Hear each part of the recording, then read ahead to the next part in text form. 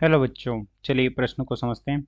एक आयताकार धारावाही लूप किसी चुंबकीय क्षेत्र में किसी भी अभिविन्यास ओरिएंटेशन में है। क्या लूप को उसके किसी तल के लंबवत किसी अक्ष के परितः घुमाने में कार्य करना पड़ेगा? कारण सहित बताइए। मुख्य अवधारणा में हम देख सकते हैं कि माना कि इस प्रकार से एक समान चुंबकीय क्षेत्र है। इस प्रकार से एक समान चुंबकीय क्षेत्र P है और इसमें जब किसी छड़ चुंबक को, माना कि इस प्रकार से कोई छड़ चुंबक है जिसका ये S सिरा है और ये N सिरा है और ये इसका M सदिश की दिशा हो जाएगी S से N की ओर, M सदिश की दिशा हो जाएगी S से N की ओर, जो कि माना कि थीटा कोण पर है, अर्थात M सदिश व B सदिश के मध्य थीटा 1 कोण है तथा इस चुंबक को थीटा 1 से थीटा 2 कोण तक घुमा दिया जाता है। माना कि इस स्थिति में थीटा 1 कोण से घूमकर थीटा 2 कोण हो जाता है। तो थीटा 1 से थीटा 2 कोण तक घुमाने में किया गया कार्य हो जाएगा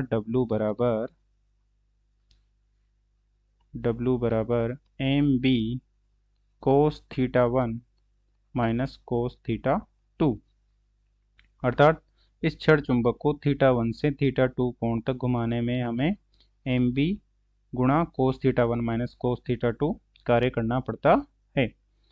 अब इस प्रकार हम देख सकते हैं कि एक छड़ चुंबक एक धारावाही लूप भी छड़ चुंबक की तरह व्यवहार करता है। ऐसा क्यों होता है? क्योंकि इस प्रकार से कोई धारावाही लूप होता है जिसमें माना कि वामावर्त दिशा में I धारा प्रवाहित हो रही है, तो इसका वामावर्त दिशा में दिखने वाली सतह पर इस प्रकार से N ध्रुव का निर्माण होता है तथा दक्षिणावर्त, जो कि इसके पीछे की ओर से देखने पर पीछे बन रहा होगा, उसमें S ध्रुव का निर्माण होता है।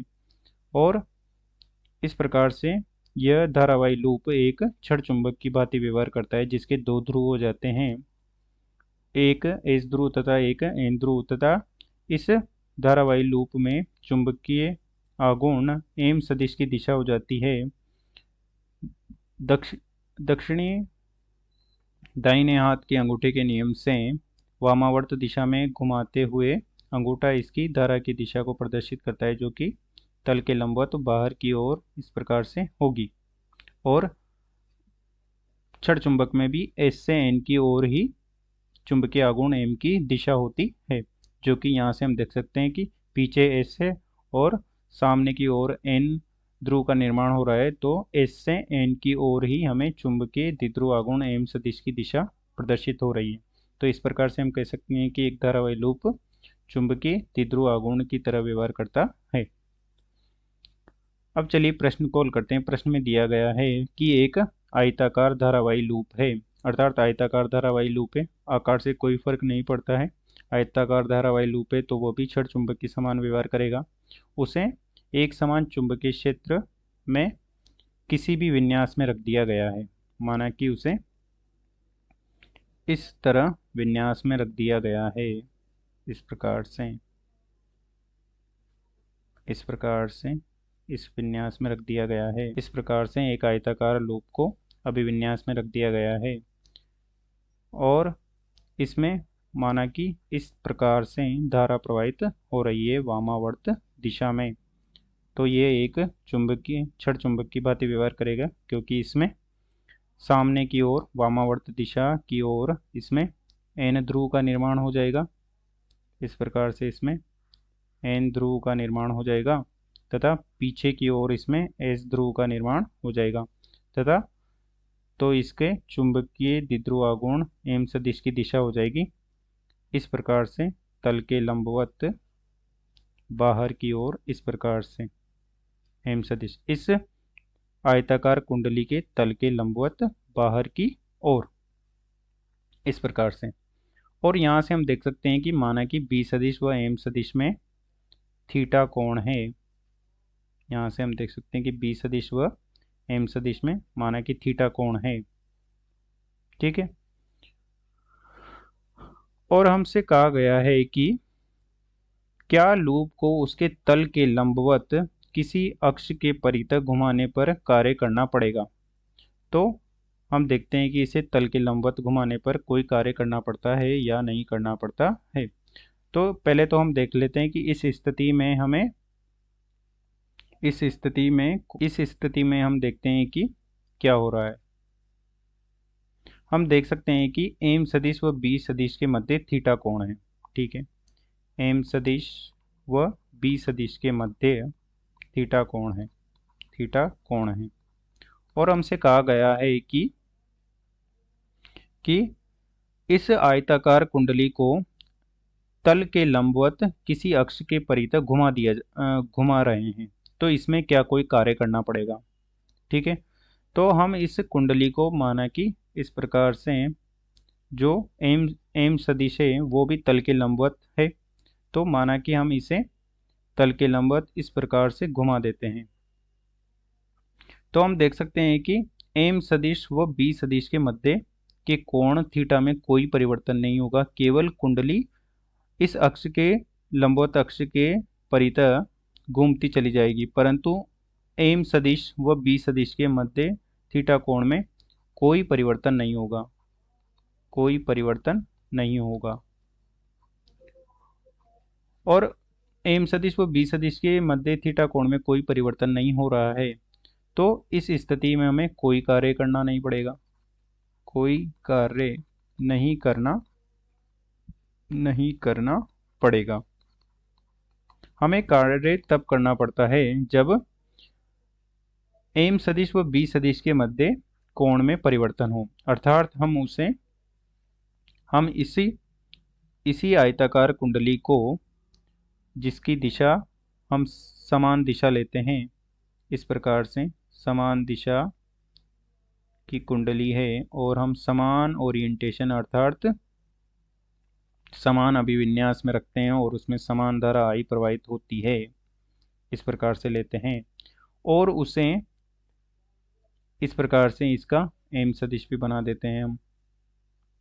इस प्रकार से इसका एम सदिश हो जाएगा तल के लंबवत बाहर की ओर, जिसका बी सदिश के साथ कोण थीटा है, और इसे हम इस प्रकार से घुमाएं कि इसका एम सदिश व बी सदिश के साथ कोण में परिवर्तन हो जाए। तो इसे इस प्रकार से घुमाया जाएगा कि इसे हम घुमाने के लिए हमें इसके तल की लंबाई को अक्ष बनाकर इसे घुमाना होगा। इस प्रकार से घुमाएंगे, इस प्रकार